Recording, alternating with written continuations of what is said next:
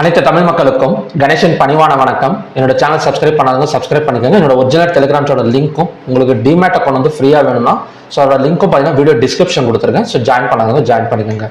So bank Nifty மார்க்கெட்டெல்லாம் எப்படிங்க போச்சு அப்படின்னு கேட்டிங்கன்னா, ஆனால் ஒரு செல் சைடு வந்து காலையில் கொஞ்சம் வந்து கெஸ் பண்ண முடிஞ்சது. நம்ம ஆல்ரெடி பார்த்தீங்கன்னா ஒரு ஃப்ரைடே வீடியோ போய் பார்த்தீங்கன்னா தெரியும். ஸோ வெள்ளிக்கிழமையோட லோவை பிரேக் பண்ணால் கண்டிப்பாக பேங்க் நிஃப்டியெல்லாம் ஒரு 51 100 இல்லை 50 அதாவது 51,000 வரைக்கும் வரும் அப்படின்னு சொல்லியிருந்தேன். ஸோ அது வரைக்கும் நம்மளால வந்து கெஸ் பண்ண முடிஞ்சது. ஆனால் ட்ரெண்ட் லைன் வந்து ட்ரா பண்ணியிருந்தேன். எக்ஸாக்டாக அந்த ட்ரெண்ட் லைன் வரைக்கும் வந்தது. ஸோ அங்கே இருந்தாச்சும் ஒரு ரிட்டர்ன் ஆகும் அப்படின்னு பார்த்தீங்கன்னா, அந்த ட்ரெண்ட் லைன் பிரேக் ஆன அடுத்த செகண்டே பார்த்தீங்கன்னா மார்க்கெட் வந்து ஃபுல்லாக இறங்கி கிட்டத்தட்ட 50,200 983 பாயிண்ட் வந்து இறங்கியிருக்கு. ஸோ இந்த அளவுக்கு பார்த்தீங்கன்னா செல்லிங் வந்து இன்னைக்கு வந்து நடந்திருக்கு. ஸோ கண்டினியூஸாக ஒரு 2 4 6 ட்ரேடிங் செஷனில் மொத்தமாக மார்க்கெட்டை முடிச்சு விட்டாங்க. எவ்வளோ எந்த இடத்துல ஆரம்பிச்சுட்டு ஒரு மாதம் 2 மாதம் மேலே கொண்டு வந்தாங்களோ ஒரே ஒரு 6 நாளைக்கு ஒரு நாள் மட்டும் செல்லிங் ப்ரெஷர் இருந்தது அப்படின்னா கிட்டத்தட்ட மார்க்கெட் வந்து 49,760 பார்த்தீங்கன்னா வந்துடும். நான் ஆல்ரெடி சொன்ன மாதிரி தான். இந்த மாதிரி நேரத்துலலாம் கொஞ்சம் தள்ளி ஒரு அவுட் ஆஃப் த மணியில் உங்களுக்கு நல்ல ஒரு கெஸ்ஸிங் இருந்தது அப்படின்னா அவுட் ஆஃப் த மணியில் ஏதாவது ஒரு 500 இல்லை 200 அந்த மாதிரி பார்த்தீங்கன்னா ஒரு சின்ன இன்வெஸ்ட்மெண்ட் மாதிரி போட்டு அப்படியே விட்டுறணும். ஏன்னா அப்படியே விடுறதுங்கிறது ரொம்ப வந்து கஷ்டம் தான். இருந்தாலுமே பார்த்தீங்கன்னா அப்படியே விட்டோம் அப்படின்னா கண்டிப்பாக எதனா இறங்குறப்ப நம்மளுக்கு ஒரு நல்ல ப்ராஃபிட்லாம் புக் பண்ணலாம். அடுத்தது நிஃப்டி 50. நிஃப்டி 50 செல்லிங் தான் 218 பாயிண்ட்டு. ஃபின் நிஃப்டி நாளைக்கு எக்ஸ்பைரி. நாளைக்கு இறங்கியிருந்தா கூட நல்ல ஒரு எக்ஸ்பைரி ரேஞ்ச் எல்லாம் பயங்கரமாக வந்திருக்கும். இன்னைக்கு வந்து இறங்கியிருக்கு. இதோட அடுத்த சப்போர்ட் ரேஞ்ச் அப்படின்னு பார்க்கறது சப்போர்ட்ஸ் எல்லாம் நம்ம பார்க்கலாம் ஃபர்ஸ்ட்.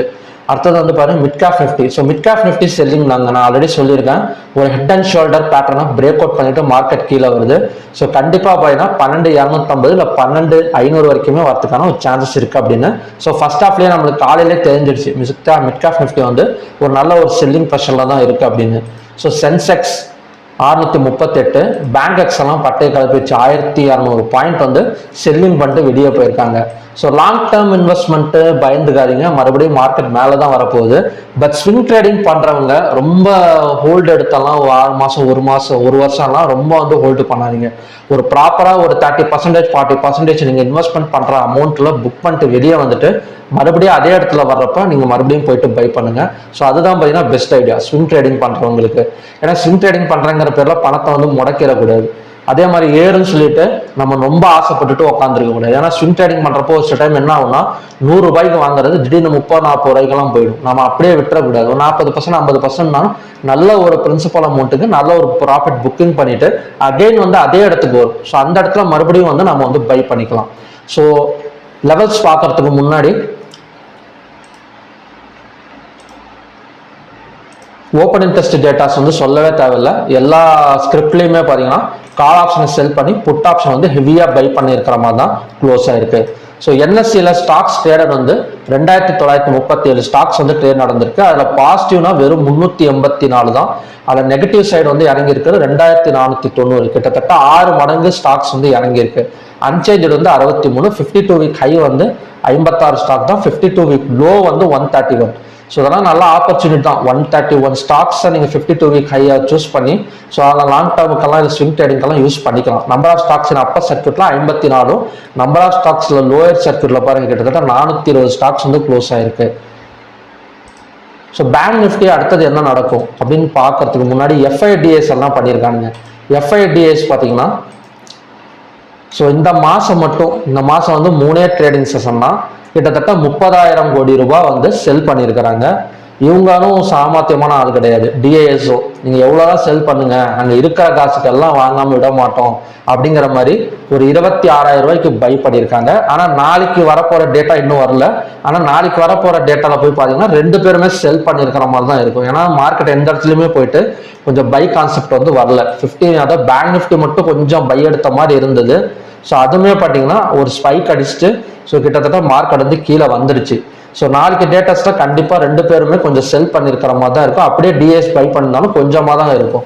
எஃப்ஐஎஸ் கம்பேர் பண்ணுறப்ப இது என்னதான் நடக்கும் அப்படின்னு பார்த்தீங்கன்னா ஒரு குறிப்பிட்ட ரேஞ்சுக்குள்ளார இப்போ எல்லாம் பார்த்தீங்கன்னா சைனா மார்க்கெட்டில் போயிட்டு இன்வெஸ்ட்மெண்ட் பண்ணிட்டு இருக்காங்க. இங்கே செல் பண்ணிட்டு அங்கே பை பண்ணிட்டு இருக்காங்க. அங்கே ஏதாவது ஒரு என்ன சொல்றாங்க, ஏதாவது ஒரு பிரச்சனை நடக்கும், இல்லை ஏதாவது ஒரு டாக்ஸ் கொண்டு வருவானுங்க, உடனே அந்த இடத்துல ஒரு லாபம் பார்த்துட்டு அங்கேருந்து இங்கே வருவானுங்க. அந்த ஊரா போயிட்டு அந்த சென்ட் வியாபாரிங்க மாதிரி தான். அதாவது சென்ட் வியாபாரிங்கன்னு சொல்ல முடியாது, அதாவது ஒரு என்ன சொல்றதுன்னா ஒரு ஊரா போயிட்டு வியாபாரம் பண்றாங்கல்ல. இந்த ஊர்ல பாத்தீங்கன்னா கொஞ்ச நாள் இருப்பாங்க, ஒரு ப்ராஃபிட் பண்ணிட்டு இன்னொரு ஊருக்கு போவாங்க. ஸோ இன்னொரு ஊருக்கு போயிட்டு அங்க கொஞ்சம் ப்ராஃபிட் பண்ணுவாங்க. ஸோ அந்த மாதிரி தான் பாத்தீங்கன்னா எஃப்ஐஎஸ் எல்லாம். ஆனா நம்ம ஆளுங்க அந்த மாதிரி கிடையாது. டிஏஎஸ் எல்லாம் இங்க தான் வந்து பொழப்பு நடத்தி ஆகணும். ஸோ அதனால நீங்க எவ்வளவு வித்தாலும் பரவாயில்ல, நாங்க வாங்குறோம். ஏன்னா என்னைக்காச்சும் ஒரு நாள் நீங்க வாங்க ரிட்டர்ன் வர்றப்ப எங்களுக்கு வந்து லாபம் வந்து பல கோடி ரூபா கிடைச்சிரும் அப்படிங்கிற மாதிரி தான் டிஏஎஸ் வந்து தொடர்ந்து பை பண்ணிட்டு இருக்காங்க. ஸோ பேங்க் நிஃப்டி எவ்வளோ தூரம் வரதுக்கான சான்சஸ் வந்து இருக்கு அப்படின்னா, ஸோ கிட்டத்தட்ட அடுத்த சப்போர்ட் ரேஞ்ச் வந்து 49,800. ஸோ ஆல்ரெடி நான் சப்போர்ட் சொல்லியிருந்தேன், அது பிரேக் பண்ணிட்டு மார்க்கெட் கீழே வந்திருக்கு. ஸோ அடுத்த சப்போர்ட் ஜோன் வந்து 49,800. ஸோ அந்த இடத்துல வந்துட்டு பை ஆகாம தான் தெரியுது. ஸோ நிஃப்டி 50 எக்ஸாக்டா நிறைய சப்போர்ட் இருக்குங்க, நல்லா பிரேக் பண்ணிட்டு தான் கீழே வருது. ஸோ நிஃப்டி 50 இப்போதைக்கு சொல்றதுக்கு ஒன்றும் இல்லை. ஏன்னா லாங் சப்போர்ட்னு பார்த்தா 24,150 வரைக்குமே இருக்கு. ஸோ பார்க்கலாம் நாளைக்கு ஒரு நாள் பார்த்துட்டு. ஸோ ஃபின் நிஃப்டியோட அடுத்த சப்போர்ட் ஜோன் வந்து 22,525. ஸோ மிட் கேப் நிஃப்டியோட சப்போர்ட் ஜோன் வந்து 12,490. ஸோ இன்னும் கொஞ்சம் இறங்கிட்டு தான் மேலே வரும் மிட் கேப் நிஃப்டி எல்லாம். சென்செக்ஸ் எக்ஸாக்ட் சப்போர்ட் ஜோன்ல தான் நிற்குது. சென்செக்ஸ் வந்து 80,916. ஸோ அங்கேருந்து பார்த்தீங்கன்னா மார்க்கெட் டர்ன் ஆகிற மாதிரி தான் தெரியுது. பேங்க்எக்ஸோட இந்த இடம் அதாவது பார்த்தீங்கன்னா 56,500 தான் நல்ல ஒரு சப்போர்ட் ஜோன். ஸோ பேங்க் நிஃப்டியோட லெவல்ஸ் பார்க்கலாம். நாளைக்கு ரெசிஸ்டன்ஸ் ஆக்ட் ஆகக்கூடிய இடம் பார்த்தீங்கன்னா 51,450. பிவோட் பாயிண்ட் வந்து 50,800. சப்போர்ட் வந்து 49,850. இன்னைக்கு ஹை வந்து பார்த்தீங்கன்னா 51,784. லோ வந்து 50,194. ஓப்பன் வந்து 51,543. க்ளோஸ் வந்து 50,478. கிட்டத்தட்ட ஓப்பன் ஆன இடத்துல இருந்து கொஞ்சம் ஒரு 200 பாயிண்ட் தான் மேலே போயிருக்கு. ஆனால் லோ வந்து பார்த்தீங்கன்னா 50,194. கிட்டத்தட்ட பார்த்தீங்கன்னா 900 பாயிண்ட்ஸ் வரைக்கும் டவுன் பண்ணி ஒரு செல்லிங் ப்ரெஷர்ல தான் பார்த்தீங்கன்னா பேங்க் நிஃப்டி வந்து க்ளோஸ் வந்து கொடுத்துருக்காங்க.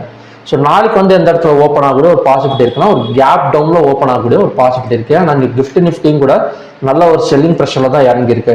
ஸோ ஃபர்ஸ்ட் கண்டிஷன் படி கேப் டவுன்ல ஓப்பன் ஆனால் நான் ஆல்ரெடி சொல்லியிருக்கேன் 49,800ங்கிறது ஒரு நல்ல சப்போர்ட்டா வந்து ஆக்ட் ஆகும்னு சொல்லியிருக்கேன். ஸோ கேப் டவுன்ல ஓப்பன் ஆனால் கூட 49,800 வந்துட்டு 215 minutes candle green colour candle form ஆனால் ஸோ பையிங் வந்து பாசிபிள். ஸோ அதோட டார்கெட் வந்து இந்த பிவோட் வரைக்கும் வரதுக்கான ஒரு சான்சஸ் வந்து இருக்கு. ஸோ ரெண்டாவது கண்டிஷன் படி பிட்வீன் பிவோட் அண்ட் சப்போர்ட்ல ஓப்பன் ஆனால் ஸோ இந்த க்ளோஸுக்கு மேலே ஓப்பன் ஆகுதா இல்லை க்ளோஸுக்கு கீழே ஓப்பன் ஆகுதான்னு பாருங்க. க்ளோஸுக்கு மேலே ஓப்பன் ஆனால் ஸோ பையிங் வந்து பாசிபிள். அதோட ஃபர்ஸ்ட் டார்கெட் வந்து இந்த பிவோட், செகண்ட் டார்கெட் வந்து ரெசிஸ்டன்ஸ். சப்போஸ் க்ளோஸுக்கு கீழே ஓப்பன் ஆனால் இந்த பிவோட் வந்ததுக்கு அப்புறம் 215 minutes candle red colour candle form ஆனால் ஸோ அங்கேருந்து பார்த்தீங்கன்னா கீழே வரதுக்கான ஒரு சான்சஸ் இருக்கு. ஸோ மூணாவது கண்டிஷன் படி பிட்வீன் ரெசிஸ்டன்ஸ் அண்ட் பிவோட்ல ஓப்பன் ஆனால் இந்த பிவோட் வந்ததுக்கு அப்புறம் பை வந்து ஃபோக்கஸ் பண்ணலாம். ஏன்னா பிவோட்டையே தாண்டி மார்க்கெட் வந்து ஓப்பன் ஆகிறது ரொம்ப கஷ்டம். அப்படி ஓப்பன் ஆச்சு அப்படின்னா ஸோ அகைன் வந்து மார்க்கெட்டை புஷ் பண்ணி மேலே கொண்டு வந்துருவாங்க. ஸோ ஓகே ஃப்ரெண்ட்ஸ், இதுதான் பார்த்தீங்கன்னா நாளைக்கான 3 கண்டிஷன்ஸ். ஸோ ஸ்டாக்ஸ் நாளைக்கு என்ன ஒரு 5 ஸ்டாக்ஸ் அப்படின்னு பார்த்தீங்கன்னா ஃபர்ஸ்ட் நம்ம பார்க்க போகிறது Bharat Forge Limited. So Bharat Forge லிமிடெடை பொறுத்த வரைக்கும் சப்போர்ட் ஜோன் வந்து 1416. ஸோ அதோட வந்தால் பை ஃபோக்கஸ் பண்ணலாம். அதோட டார்கெட் வந்து 1450, 1500 வரைக்குமே வரதுக்கான ஒரு சான்சஸ் வந்து இருக்கு. ஸோ ரெண்டாவது பஜாஜ் ஃபினான்ஸ் லிமிடெட். ஸோ எக்ஸாக்டாக சப்போர்ட்டை டச் பண்ணிட்டு ஸோ மார்க்கெட் ஒரு கிரீன் கலர் கேண்டில் ஃபார்ம் ஆயிருக்கு. ஸோ ஹையாக பிரேக் பண்ணால் 7400 வரைக்குமே வரதுக்கான ஒரு சான்சஸ் வந்து பஜாஜ் ஃபினான்ஸ்ல இருக்கு. ஸோ இன்ஃபோசிஸ் நம்ம ஆல்ரெடி பார்த்தது தான், நல்ல ஒரு பை ட்ரெண்ட் தான். ஸோ அகைன் ஹையை பிரேக் பண்ணால் 1974 வரைக்குமே வரதுக்கான ஒரு சான்சஸ் இருக்கு. ஒரு ரேஞ்ச் பவுண்ட் மார்க்கெட் தான். 1974, 1870 ஒரு ரேஞ்ச் பவுண்ட் தான். 1974 பிரேக் பண்ணாதான் கண்டினியூஸாக பார்த்தீங்கன்னா மேலே வரும். இல்லைன்னா பார்த்தீங்கன்னா இந்த ரேஞ்ச் பவுண்ட்லேயே பார்த்தீங்கன்னா மார்க்கெட் வந்து ரன் ஆகிட்டு இருக்கும் இன்ஃபோசிஸை பொறுத்த வரைக்கும். ஸோ ஐடிசியை பொறுத்த வரைக்கும் ஸோ நல்ல ஒரு ஹை தான் வரப்போகுது. கண்டிப்பாக வந்து கூடிய சீக்கிரம் 527.85 டச் பண்ணுறதுக்கான சான்சஸ் வந்து இருக்குது. இப்போ நான் சொன்ன 4மே பார்த்தீங்கன்னா நல்ல ஒரு பை சைடில் இருக்கிற ஸ்டாக்ஸ். ஸோ அஞ்சாவதாக பார்த்தீங்கன்னா மணப்புரம் ஃபினான்ஸ். ஸோ மணப்புரம் ஃபினான்ஸோட சப்போர்ட் ஜோன் வந்து தள்ளி தான் இருக்குது 160. ஸோ லோவை பிரேக் பண்ணால் கண்டினியூஸாக பார்த்தீங்கன்னா இன்னொரு 20 பாயிண்ட்ஸ் செல் கொடுத்துட்டு அதுக்கப்புறம் பை பண்ணுற மாதிரி தான் தெரியுது. ஸோ 182 இன்னையோட லோவை கட் பண்ணால் அகைன் வந்து 160 வரைக்கும் வரதுக்கான ஒரு சான்சஸ் வந்து மணப்புரம் ஃபினான்ஸில் வந்து இருக்குது. ஸோ ஓகே ஃப்ரெண்ட்ஸ், இதுதான் பார்த்தீங்கன்னா நாளைக்கு நம்ம ஃபோக்கஸ் பண்ணக்கூடிய ஒரு 5 ஸ்டாக்ஸ். ஸோ இந்த வீடியோ முழுக்க பார்த்தீங்கன்னா நான் ப்ரெடிக்ஷன் வீடியோவாக இருக்கட்டும், இல்லை நான் வந்து ஒரு என்ன சொல்றதுன்னா இப்போ ஒரு இன்சூரன்ஸ் பர்பஸ் அப்படின்னு சொல்லிட்டு ஒரு வீடியோ கொடுத்தது எல்லாமே பார்த்தீங்கன்னா ஒரு எஜுகேஷன் பர்பஸ் தான். ஸோ நீங்கள் வந்து இன்வெஸ்ட்மெண்ட் பண்ணனாலும் ட்ரேட் பண்ணனாலும் உங்கள் ஃபினான்ஷியல் அட்வைஸரை டிஸ்கஸ் பண்ணிவிட்டு நீங்கள் இன்வெஸ்ட்மெண்ட்டோ ட்ரேடோ நீங்கள் வந்து பண்ணிக்கலாம்.